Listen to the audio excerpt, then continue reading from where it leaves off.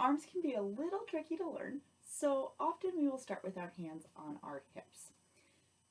This takes away the stress of what we're doing with them and it keeps everyone pretty well coordinated.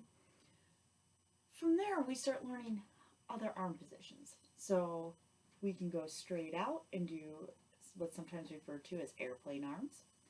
We may take our arms to a diagonal.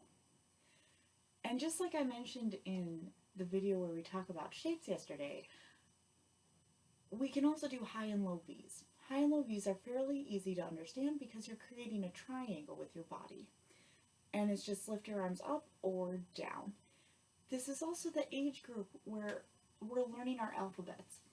So we look at the shape of our arms as the letter V, and we can start visualizing some of those shapes.